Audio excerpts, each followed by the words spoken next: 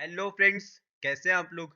I hope you all are doing great. आज मैं आपको बताऊंगा इकोनॉमिक्स क्लास 12th के 15 ऐसे क्वेश्चंस जिन पे आपको ज़्यादा से ज़्यादा फोकस करना है ताकि आप लोगों का जो स्कोर है वो मैक्सिमाइज हो जाए और आप लोग एक अच्छे स्कोर तक पहुंच जाओ। So my name is Harsh Thapar and today we are going to discuss 15 most important questions of economics class 12th। So let's start.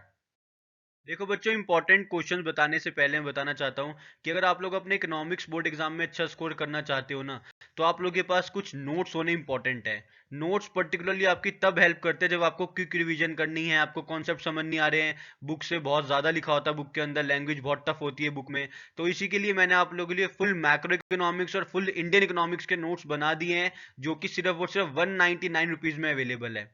एक पिज्जा के प्राइस में आपको फुल इकोनॉमिक्स के नोट्स दे रहा हूँ, जिसमें मैक्रो इकोनॉमिक्स भी है और इंडियन इकोनॉमिक्स भी है। शॉर्ट नोट्स है, क्विक रिवीजन में बहुत ज्यादा हेल्प करेंगे आप लोगों की, और इस साल के सिलेबस के अकॉर्डिंगली ही बनाए गए नोट्स। बहुत सिंपल लैंग्वेज यूज करिए ताकि आप लोग इजीली इसको पढ़ पाओ, समझ पाओ और याद कर पाओ। तो जो भी बच्चे मेरे से इकोनॉमिक्स के नोट्स लेना चाहते हैं, मुझे यहाँ पे कनेक्ट कर सकते हैं 8800797331।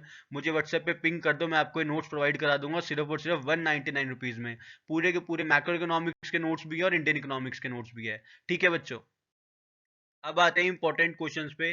देखो, ये जो मैं आपको 15 क्वेश्चंस बता रहा हूँ, इन 15 के 15 क्वेश्चंस को आपको अच्छे से पढ़ना है, समझना और याद भी करना है। ठीक है बच्चों, पहला क्वेश्चन है distinguish between autonomous and accommodating items in BOP.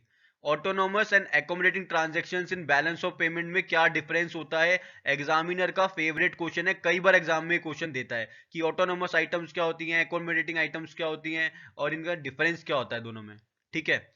Second most important question is state and discuss any two precautions to be considered while estimating national income by expenditure method।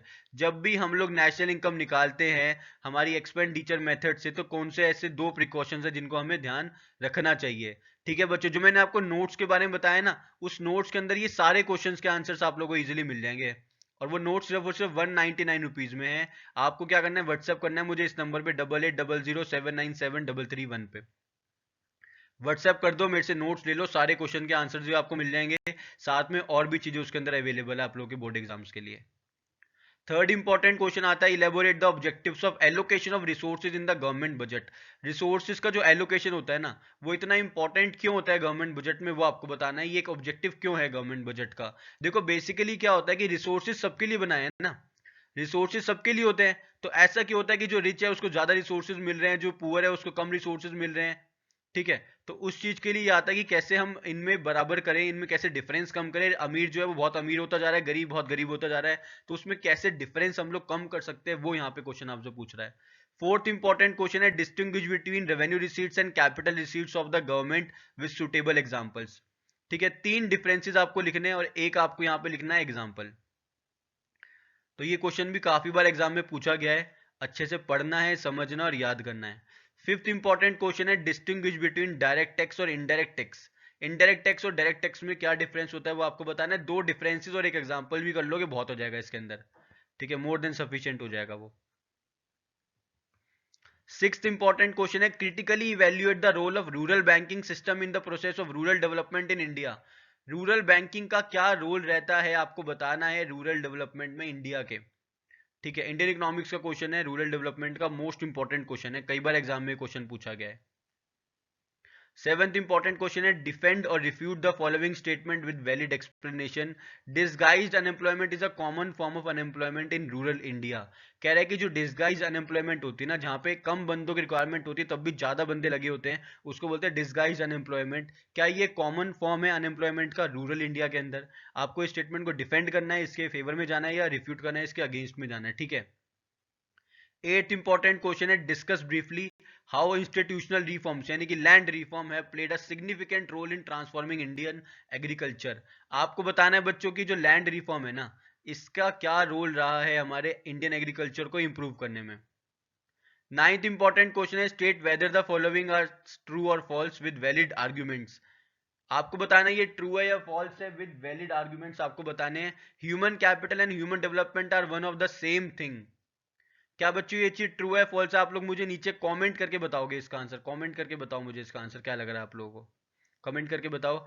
और India has a poor stock of technical man power. India के पास technical man power नहीं है, ये true है या false है, इसका भी आंसर आप लोग मुझे कमेंट कर सकते हो। 9th का ए करके कर दो आंसर, 9th का बी करके कर दो। ठीक है बच्चों। Now 10th important question, define agricultural marketing. Agricultural marketing क्या होती है आपको ये पता होना चाहिए। और discuss briefly the importance of micro credit programs in rural development. जो ये माइक्रो क्रेडिट प्रोग्राम्स होते हैं ना, जो कि स्मॉल फार्मर्स के लिए बनाए जाते हैं, उसका क्या आपका रोल है, क्या बेनिफिट्स है, क्या इंपॉर्टेंस है, वो आपको बताने हैं। And list any two problems faced by farmers in the initial years of organic farming. जब ऑर्गेनिक फार्मिंग आई थी इंडिया के अंदर, जब ऑर्गेनिक फार्मिंग आई थी, तो आपको बताना है इसके क्या बेसिकली प्रॉब्लम्स फेस कर रहे थे इंडियन फार्मर्स। ठीक है बच्चों। 11th इंपॉर्टेंट क्वेश्चन है, मैं थोड़ा सा ही रब कर देता हूं साइड से। 11th इंपॉर्टेंट क्वेश्चन बताने से पहले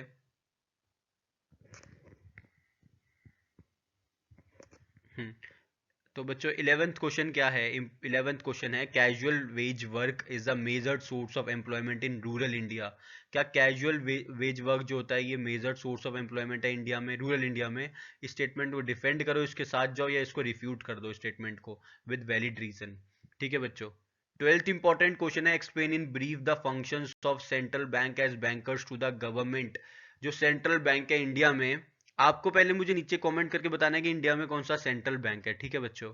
अब नेक्स्ट आता है, जो सेंट्रल बैंक है इंडिया में, वो गवर्नमेंट का बैंक कैसे है, वो आपको एक्सप्लेन करना है। 13th इंपॉर्टेंट क्वेश्चन है, in an economy the autonomous investment is rupees 360 and the marginal propensity to save is 0.3 if the equilibrium level of income is 1400, find autonomous consumption। Numerical question है, काफ़ी ज़्यादा important है, income and determination का है। मैंने 11 most important numericals भी आप लोगों को बताए थे मैक्रो इकोनॉमिक्स के। अगर आप लोगों ने वो वीडियो नहीं देखी है 11 मोस्ट इंपॉर्टेंट न्यूमेरिकल्स की, तो मैं उसका लिंक आपको नीचे दे रहा हूँ, आप लोग जाके देख लेना उसको। ठीक है बच्चों। 14th मोस्ट इंपॉर्टेंट क्वेश्चन है, will the following factor income be included in domestic income of India, give reasons for your answer. क्या ये डोमेस्टिक इनकम में इंक्लूड होगा इंडिया की या नहीं होगा, आपको बताना है। Compensation of employees to the residents of Japan working in the Indian embassy in Japan. Indian embassy है जापान में। ठीक है बच्चों, ये जापान की टेरिटरी है, यहाँ पे इंडियन एम्बेसी है। यहाँ पे हम लोग कंपेंसेशन दे रहे हैं to the residents of Japan, Japanese residents को हम कंपेंसेशन दे रहे हैं। तो क्या वो इंडिया की डोमेस्टिक इनकम में इंक्लूड होगा या नहीं होगा, आपको बताना है। कमेंट करके बताना है आप लोगों को। कमेंट करके बताओ ताकि मैं आपको बता सकूं कि आपका आंसर सही है गलत है। Profits earn by a branch of foreign bank in India. Foreign bank की ब्रांच है इंडिया के अंदर, इंडियन टेरिटरी के अंदर है वो ब्रांच, तो ऑब्वियसली वो इंडियन डोमेस्टिक इनकम में इंक्लूड होगा। ठीक है बच्चों। Profit earn by a branch of foreign bank in India. 15th important question है, briefly explain the following objectives of 5 year plans in India. Self reliance को आपको एक्सप्लेन करना है और इक्विटी को एक्सप्लेन करना है, जो 5 ईयर प्लान्स के मेजर गोल्स होते हैं। तो ये 15 ऐसे क्वेश्चंस हैं जिन पे आपको ज़्यादा फोकस करना है। ठीक है बच्चों। इन 15 के 15 क्वेश्चन को अच्छे से पढ़ लो, समझ लो और याद कर लो। साथ में मेरे से नोट्स लेने के लिए मुझे यहाँ पे कनेक्ट करो, 8800797133 पे मुझे पिंक कर दो व्हाट्सएप पे। मैं आपको नोट्स प्रोवाइड करा दूंगा इकोनॉमिक्स के, सिर्फ और सिर्फ 199 रुपीज़ में। ठीक है बच्चों। तब तक के लिए all the very very best. Channel को सब्सक्राइब करना मत भूलिएगा और साथ में लगे बेल आइकन को प्रेस कर देना। Thank you.